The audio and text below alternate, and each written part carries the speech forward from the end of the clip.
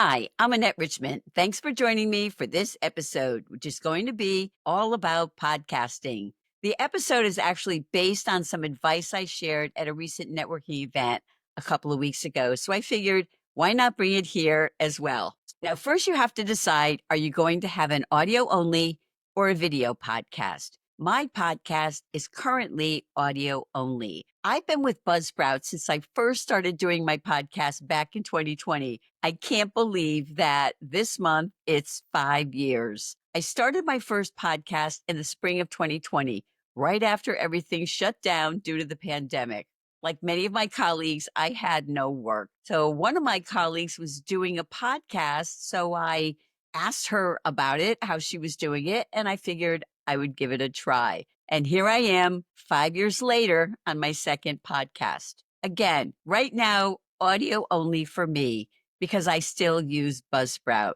And I absolutely love the platform. They are super helpful whenever you need anything. Now, there are many free podcast hosting services out there. I've never used one, but from what I understand, your directory listings can be really severely limited. A friend of mine hosted hers on a free platform and it was only listed in 3 directories. My podcast, this is my second one, have always been on every major podcast platform, which makes it way easier for listeners to find you and for you to share it with others as well. You can just say, find it on your favorite podcast platform instead of listing 2 or 3 platforms where it's available, which is why I suggest going with a paid podcast host. Again, I love Buzzsprout, been with them for a long time, but there are other solid platforms available. Next, you want to think about what type of podcast you want to have. You can do solo episodes, you can do interviews, or like I do, a mix of both.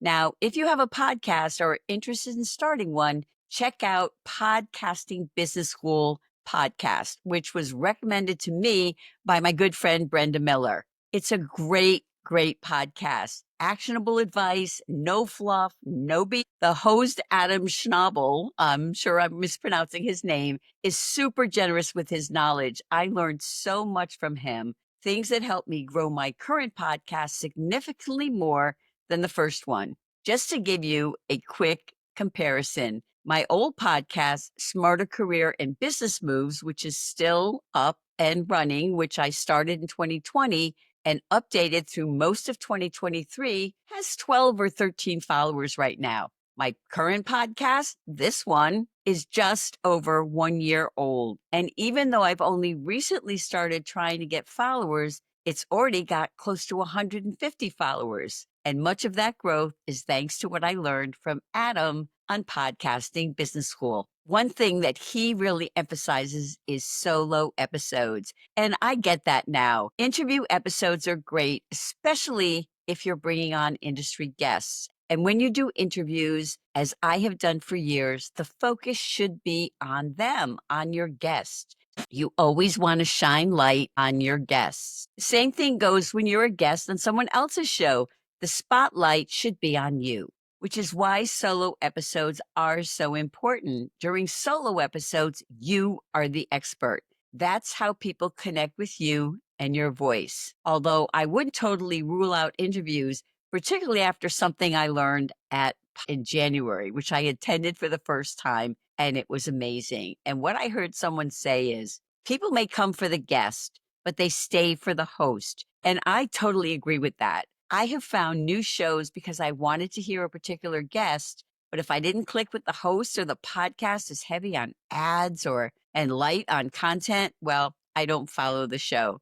Doing a 50-50 mix of interviews with experts and solo episodes like this one, where I share my own advice, works for me. Here are a few things that I've learned that I wish I knew earlier.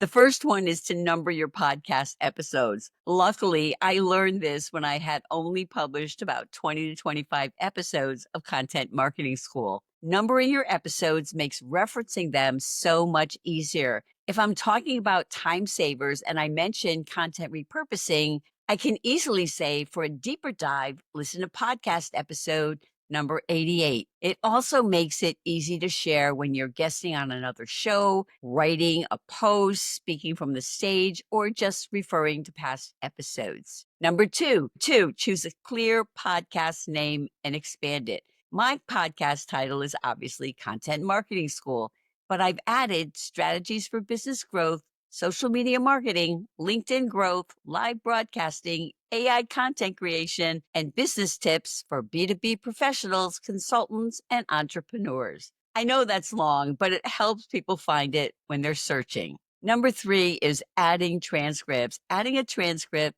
helps to optimize discoverability and accessibility. Later, I'll talk about how I use my transcripts as part of my current workflow. Speaking of workflow, let me share what I do to create my podcast episodes. While all of my interviews were recorded on video, mainly because they were audio from live broadcasts, I always had recorded my solo episodes audio only. But after attending PodFest, I made a change. Now I record my solo episodes on video too, and I use Riverside for that. Here's what's great about it. I record in video, I get the audio for the podcast, I pull short video clips to promote the podcast on social, I get a full transcript, which I post with the episode, and I drop the transcript into ChatGPT to generate a short summary and takeaway for each episode. All of that usually takes me about 90 minutes or so. So in an hour and a half, I record the podcast, get several short clips, add my intro and outro, and upload it to Buzzsprout. Basically, I'm done. You also want to think about music. Now, I do have music in the intro and outro of my podcast. If you're looking for music, make sure that you use royalty-free music that you have purchased. 2 sites to check out are Epidemic Sound and Deposit Photos. Before choosing a hosting company, find out what features they offer. One of my favorite Buzzsprout features is called dynamic content, which includes pre-rolls, mid-rolls, and post-rolls. When you upload dynamic content, a pre-roll, for example, it gets added to all of your episodes, and that makes promoting a download, a workshop, or whatever incredibly easy. I've used dynamic content on Content Marketing School to promote giveaways and also products. And I also use dynamic content on my first podcast to promote my current podcast. One thing it's important to remember is with any other content, consistency matters. Sharing your podcast, again, is like any other podcast. If you publish twice a week for a month and then disappear for 2 months, guess what happens? People may lose interest. One thing I've learned from many people, including me, listening to podcasts goes with another activity. So if a new episode isn't there when someone is, say, walking their dog on Tuesday morning, they will likely look for something else to listen to. Now, I try to post twice a week, interview episodes on Tuesdays and solo episodes on Thursdays. Of course, life happens and sometimes I miss one or the other, but I really try my best to publish at the minimum once a week to be consistent. Because here's the deal. Again, if your podcast isn't showing up regularly, listeners will go someplace else because there's no shortage of content out there, and they may or may not come back. So just to recap what I've been talking about, these are a few things that have made a real difference in my second podcast. Clear podcast name. My current show is called Content Marketing School.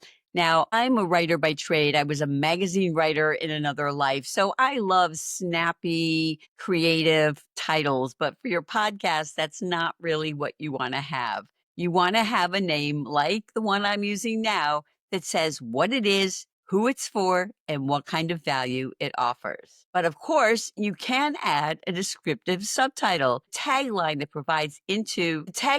provides info on who it's for. In my case, B2B professionals, consultants, and entrepreneurs. And what listeners will get helps searchability and attracting your target audience. Again, a reminder, episode numbers. Start numbering your episodes now. If you don't have many, go back if you can and number them. It makes it so easy to reference past episodes, especially when you're guesting on other shows, want to refer to previous shows for people to take a deep dive, etc. Transcripts. Upload transcripts on your podcast. It helps with discoverability and accessibility. And if you decide like I did that it's time for a shift to a different topic in a different show, make sure that you archive your older shows. Smarter Careers and Business Moves is still online, archived through Buzzsprout, and I pay a relatively small fee every month, but it's a great way to keep that content alive and available for people to use. And I also, as I said, direct people to my current show. So that's it for today. That's my advice on podcasting, all the stuff that I've learned from experience, trial and error, and some great mentors along the way. So thanks again for joining me for this episode. And if you found it valuable, please share it with a friend. I bet they'll thank you.